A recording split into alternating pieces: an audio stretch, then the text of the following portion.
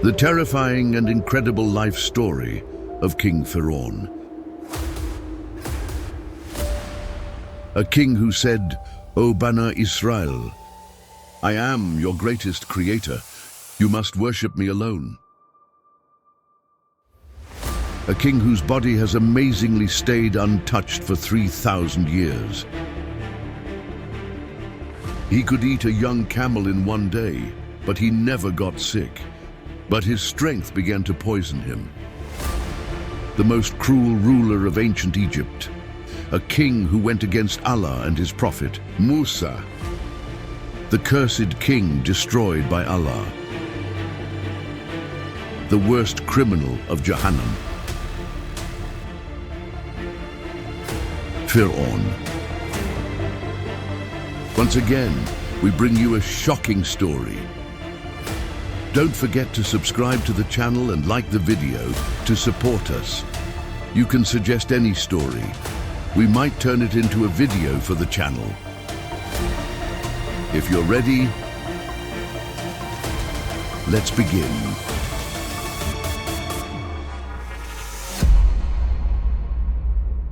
Firaun is mentioned 74 times in the Qur'an, mostly in connection with oppression and arrogance.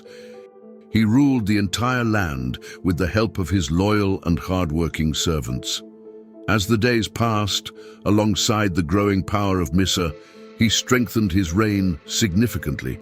With this unbelievable power, he imposed every decision upon the people without resistance, further inflaming his arrogance.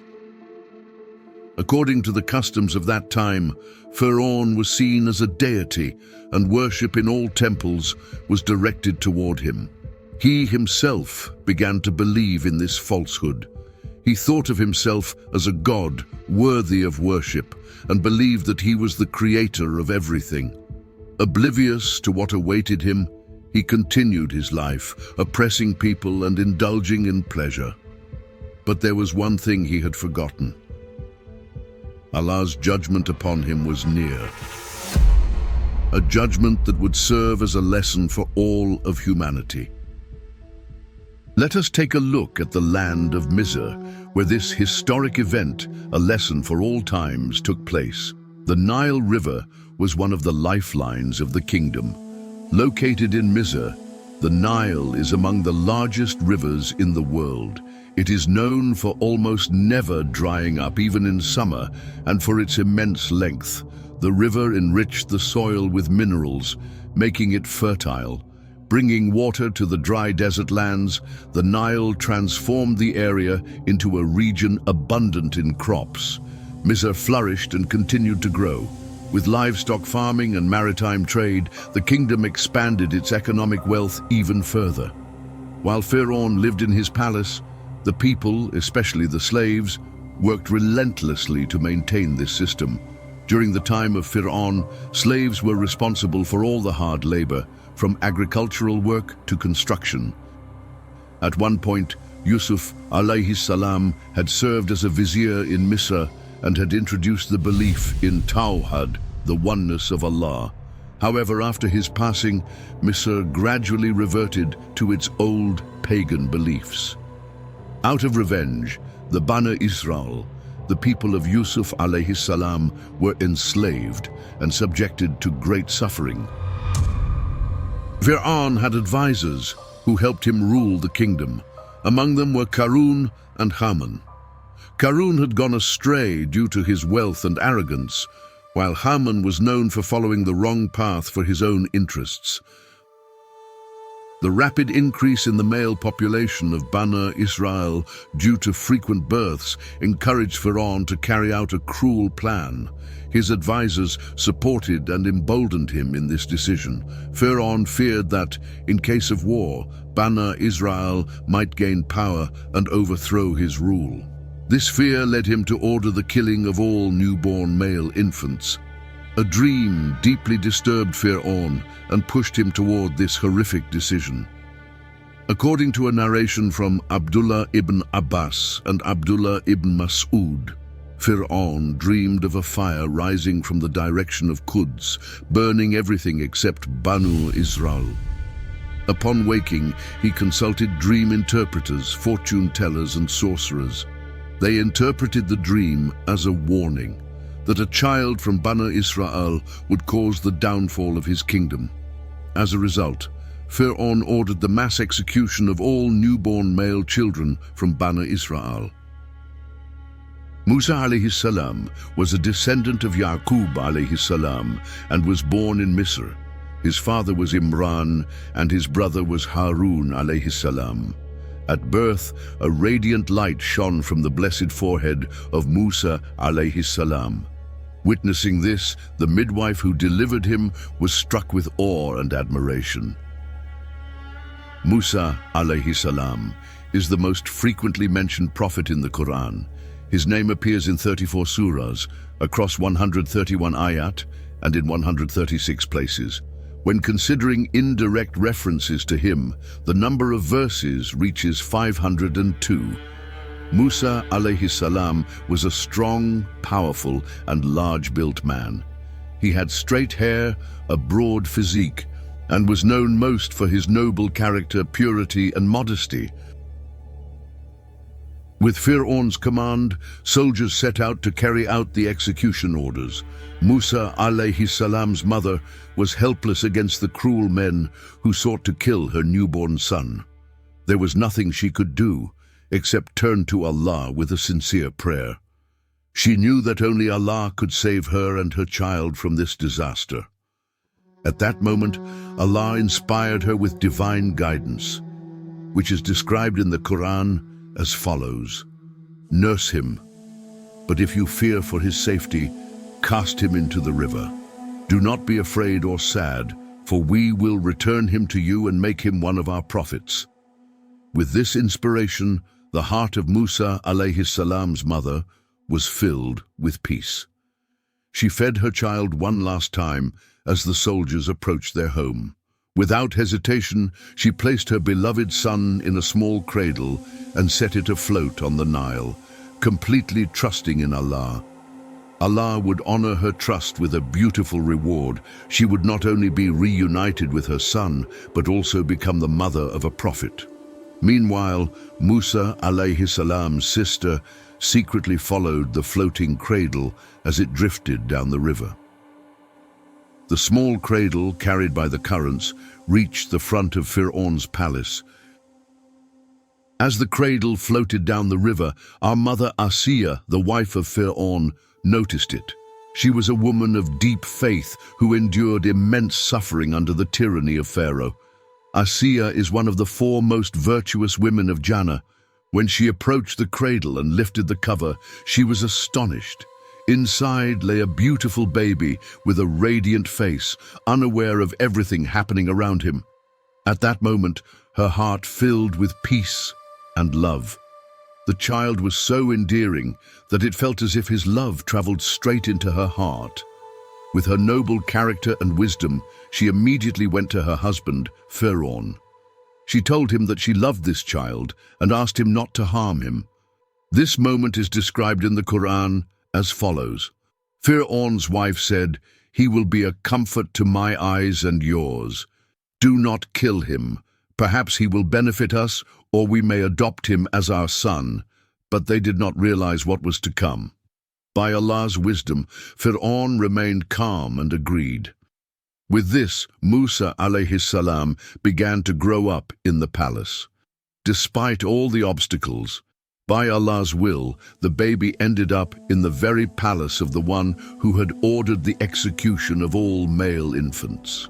As time passed, a new problem arose. The baby refused to nurse from any wet nurse.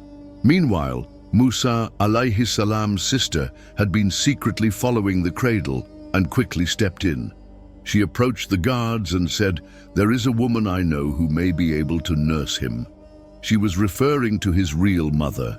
This event is described in the Qur'an.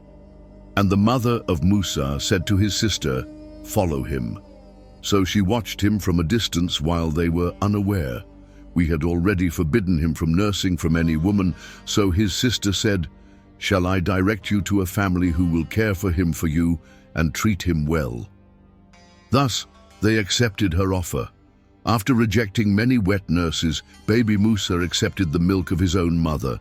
Unaware of this truth, our mother Asiya rejoiced that the child had finally found someone to nurse from. By Allah's decree, Musa alayhi salam grew up in Firawn's palace under the care of his real mother. Firawn's vizier Haman became suspicious. "Is this child truly yours?" he asked. "He refuses to nurse from any other woman but you." To dispel doubt, Musa alayhi salam's mother cleverly responded, "For some reason, all children love me, and I love them." Her words convinced Haman, and she was even given a salary and gold for nursing the child. This was one of Allah's great blessings. Allah describes this moment in the Qur'an. "Had we not strengthened the heart of his mother, she would have revealed the secret, but we did so that she would be among those who believe in our promise." One day, while growing up in the palace, an extraordinary event occurred. Pharaoh held baby Musa in his arms, but suddenly Musa pulled on Pharaoh's beard and slapped him. Pharaoh was shocked and frightened. "This is the enemy I have been waiting for," he exclaimed. Even as a child, Musa alayhi salam unsettled Pharaoh. Our mother Asiya immediately intervened and said, "He is just a child. He does not know what he is doing. If you wish, test him. Place a bowl of jewels and a bowl of burning coal before him. If he chooses the jewels, he is intelligent. If he chooses the fire, he is just a baby." Pharaoh agreed. 2 bowls were placed before Musa alayhi salam, one filled with precious gems and the other with burning coals. As Musa alayhi salam reached for the jewels, Jibril alayhi salam intervened by nudging his hand. Instead, Musa picked up a burning coal and put it into his mouth. The fire burned his tongue, leaving him with a slight speech impediment. Seeing this, Pharaoh let him go, convinced that he was just a child. Thus, Musa alayhi salam remained in the palace for many years, growing up under Allah's protection. All of Misr was under the rule of Pharaoh. The people were divided into rigid social classes under his command. He held absolute power over administration, military, law, and religion. Pharaoh was a cruel tyrant. His brutality was so extreme that he would impale people on stakes and have them split in half for punishment. It is said that he lived for 400 years. Not only was he never sick, but his teeth never bled either. He was not particularly tall, but he wore majestic and luxurious clothing. His youth seemed to be renewed constantly as he never aged. His health was so strong that he could eat an entire young camel in one sitting. Due to his unique digestion, he only needed to relieve himself once every 40 days. In the Qur'an, the title Firaun refers specifically to the king of Misr during the time of Musa alayhi salam. In contrast, during the time of Yusuf alayhi salam, the rulers were referred to as Rab or Malik instead of Pharaoh. Pharaoh is described as a proud and arrogant ruler who, like Qarun, became filled with vanity and even claimed divinity. He oppressed the weak, looked down on his people, and turned his back on the truth. His complete control over every aspect of the kingdom further inflated his arrogance.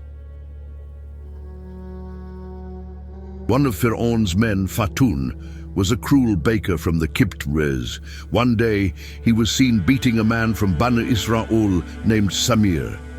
Samir called out to Musa alayhi salam for help. Musa intervened, pushing Fatun aside and striking him.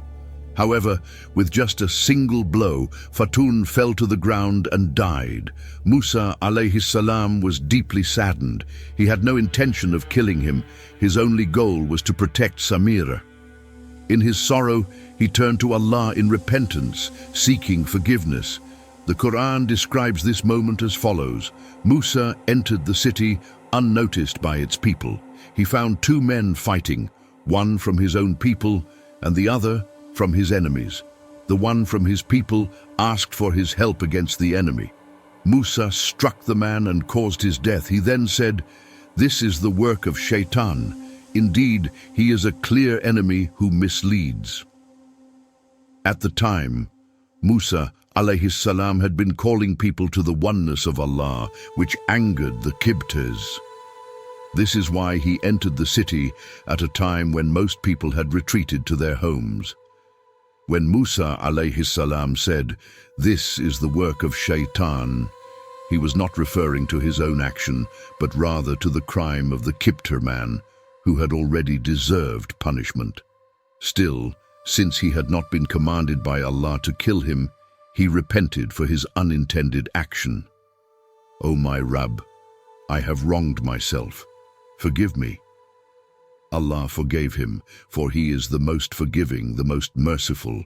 Musa alayhi salam then made a promise. "By the favor my Rabb has granted me, I will never support criminals or those who lead others to sin." The Qibtis complained to Pharaoh, demanding that the murderer of Firaun be found. Pharaoh asked for witnesses, but no one could present any. Failing to identify the killer, Pharaoh left the city. However, the next day, Musa alayhi salam saw the same man, Samir, fighting with another Qibti. Again, Samira asked Musa for help.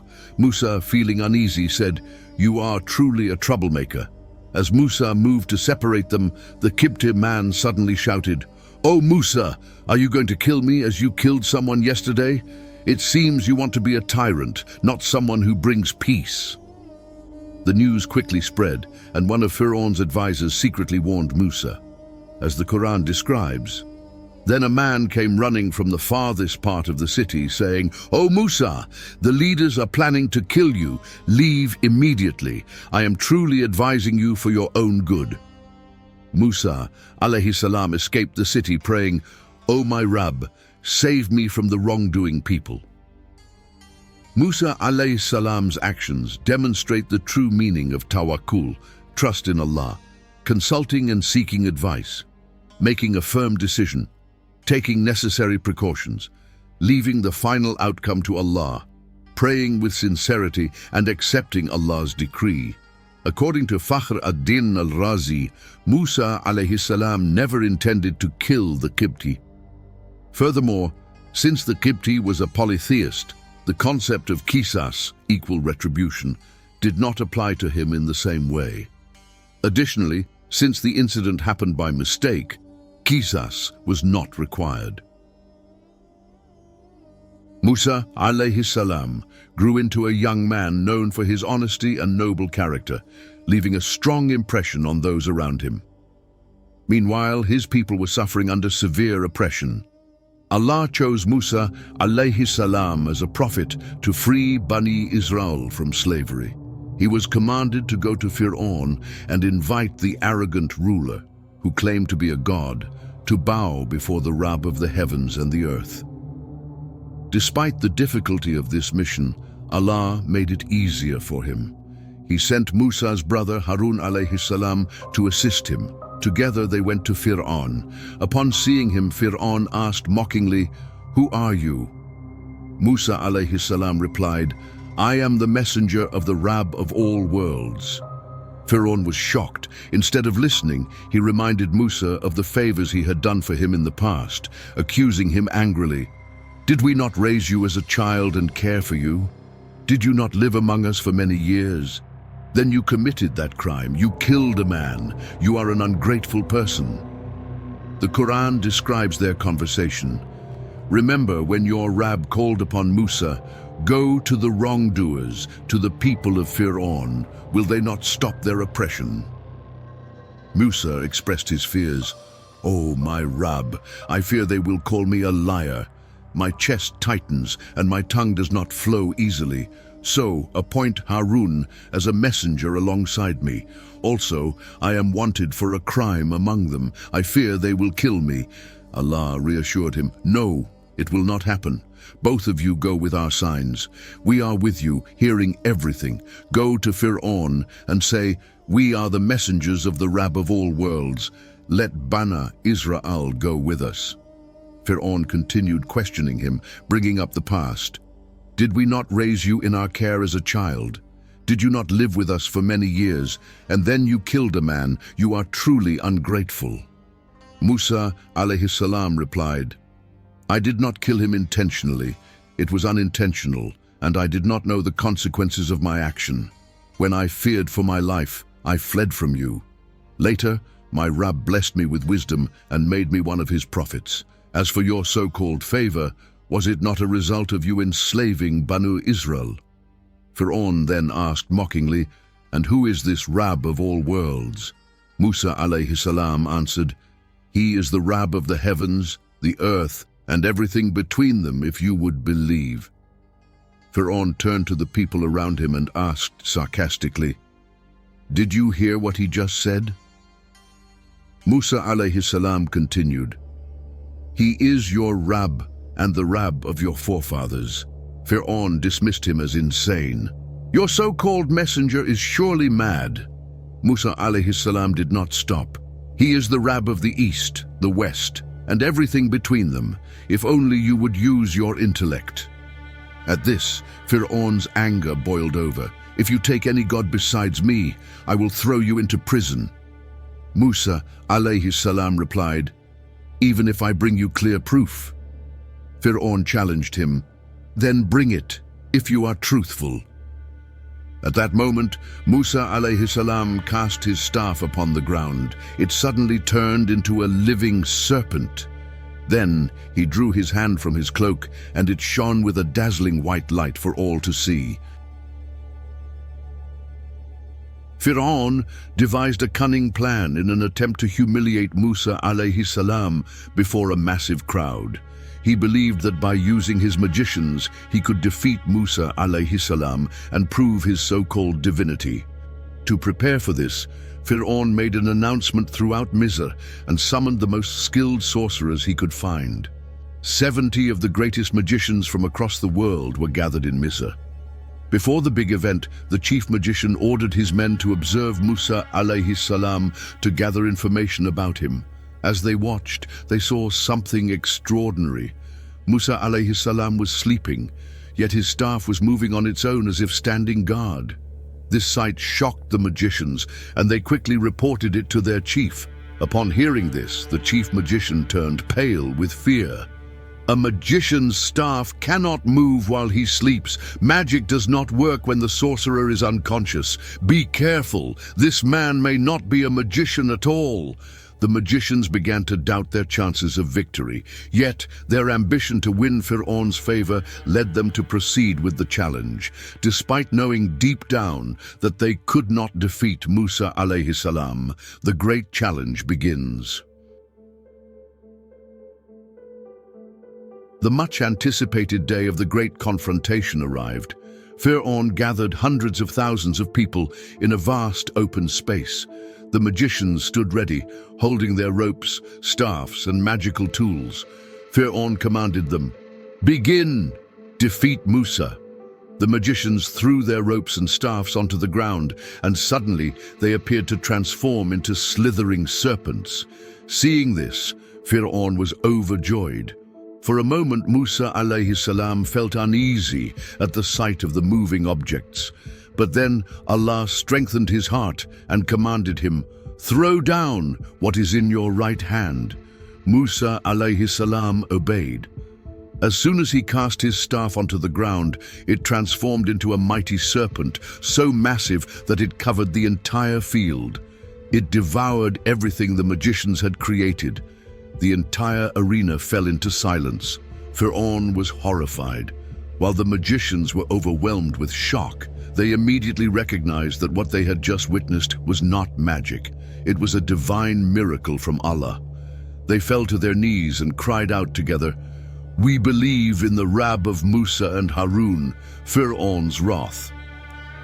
Pharaoh was enraged at what had just happened. "How dare you believe in him without my permission?" he roared. In his fury, he threatened them. "I will cut off your hands and feet on opposite sides. Then I will crucify all of you." Yet the magicians did not waver. They stood firm in their faith and fearlessly responded, "You are only punishing us because we believed in our Rabb when the truth came to us. O our Rab, pour patience upon us and take our souls as believers. Thus they embraced martyrdom, sacrificing their lives for their faith. Pharaoh's tyranny grows. Seeing that his threats had failed, Pharaoh turned to his officials. They asked him, "Will you allow Musa and his people to cause disorder in the land? Will you let them abandon you and your gods?" Pharaoh reassured them, "Do not worry. We will kill all their sons and keep their daughters alive to serve us. We are far stronger than them and will crush them under our rule." Hearing this, Banu Israel complained to Musa, alayhi salam, "We were oppressed before you came, and we are still being tortured now." Musa alayhi salam comforted them, "Perhaps your Rab will soon destroy your enemies and make you rulers of the land. Then he will see how you act." Regardless of what Pharaoh plotted, Allah's decree was certain. Even though most of Bani Israel feared Pharaoh's cruelty, a small group of them sincerely believed in Musa alayhi salam. This was because Pharaoh was a ruthless tyrant who ruled with terror and oppression. Musa alayhi salam urged his people, "O my people, if you truly believe in Allah and submit to Him, then place your trust in Him alone."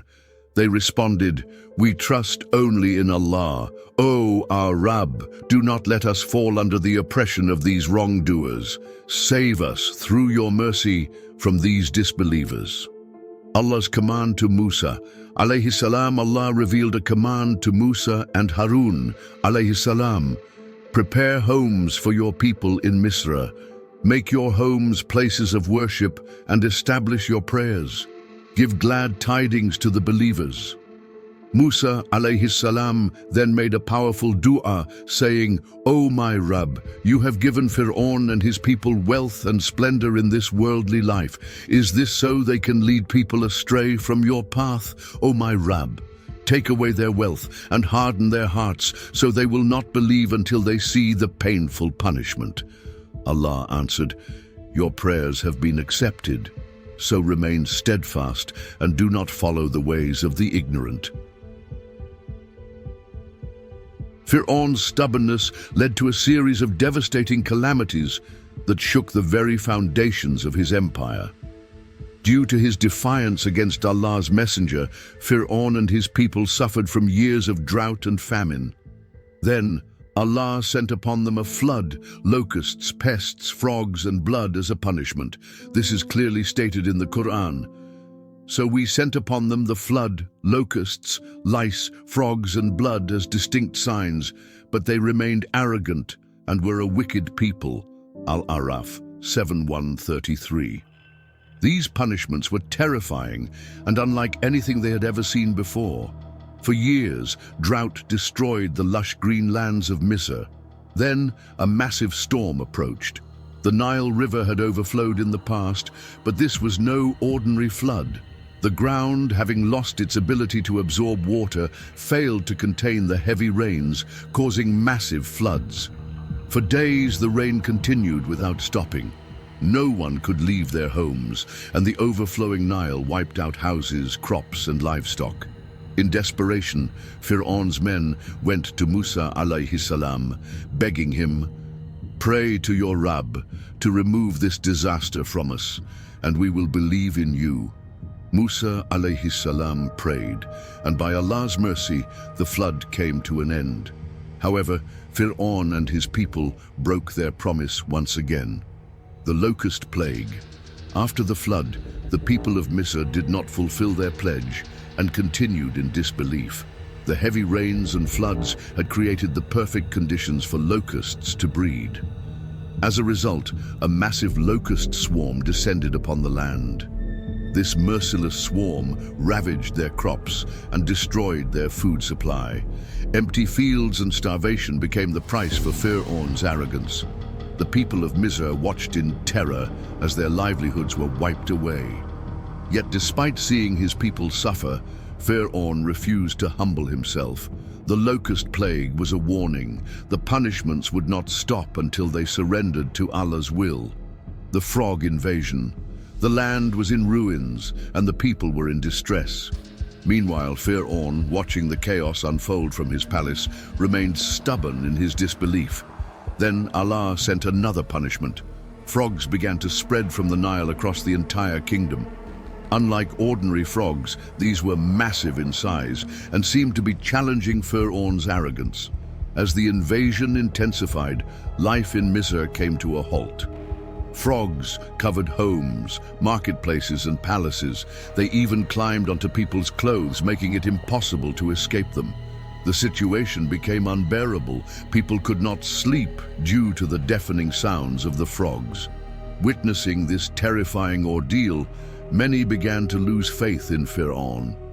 But once again, instead of repenting, they went to Musa alayhi salam and pleaded, "O Musa, pray to your Rabb for us, as he has promised you. If he removes this punishment, we will surely believe in you and allow Bani Israel to leave with you."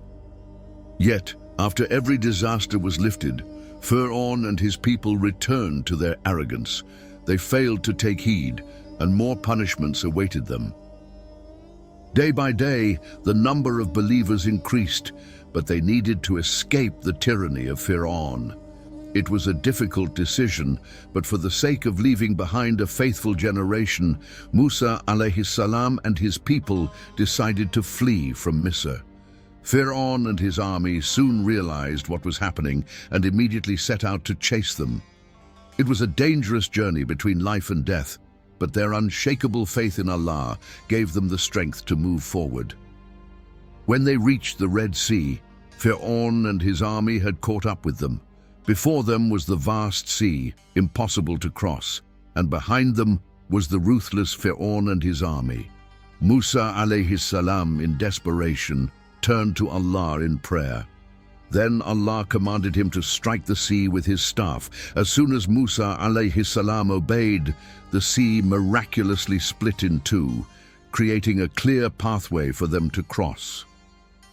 The Bani Israel, witnessing this incredible miracle, crossed safely to the other side. Even after witnessing this sign, Pharaoh's arrogance remained. Instead of humbling himself, he ordered his army to follow through the parted sea.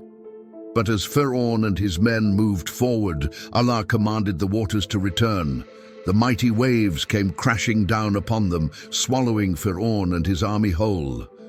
Pharaoh's last moments and his belated faith.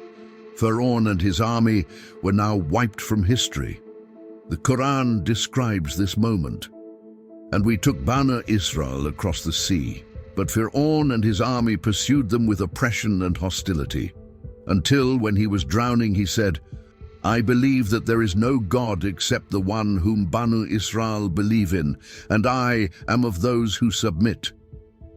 Yunus 10:90. As he was about to drown, Pharaoh finally admitted his helplessness, but his faith came too late. Since he had spent his entire life rejecting Allah, his last-minute belief was not accepted. It was said to him, "Now, but before this, you were rebellious and among the corrupt.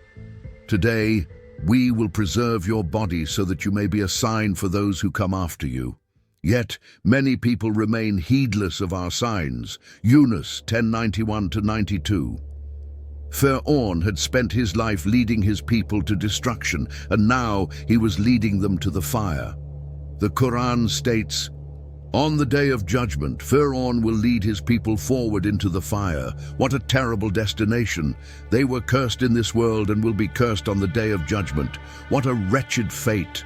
Hud 11:98-99. Pharaoh allowed his arrogance to destroy him. By denying the creator of all worlds, he claimed to be a false god. But in the end, he and his army were drowned beneath the crashing waves. Meanwhile, Allah saved those who had faith in him. Bani Israel, once oppressed and humiliated, were granted the lands of abundance and blessings. As the Qur'an states, "We made the people who had been oppressed inherit the lands of the east and the west, which we blessed.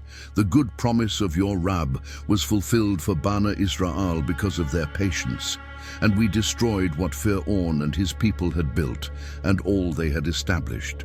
Al-Araf 7:1-37, a sign for generations to come. In 1881, an English research team made a shocking discovery. While digging near Jabalain, they found a remarkably preserved body, even though it had never been mummified. Tests revealed that the body was over 3,000 years old. It belonged to none other than the arrogant Pharaoh who once claimed divinity. His lifeless body remains a powerful reminder of Allah's justice. Even though Allah saved Bani Israel from Pharaoh's oppression, they later fell into disbelief despite receiving endless blessings. May Allah protect us from arrogance and from being among those who reject the truth for personal gain. This video needs your support to reach more people. Every subscriber helps heal another wounded heart. Don't forget to like, comment, and subscribe. May Allah bless you all. See you in the next video. May Allah protect you.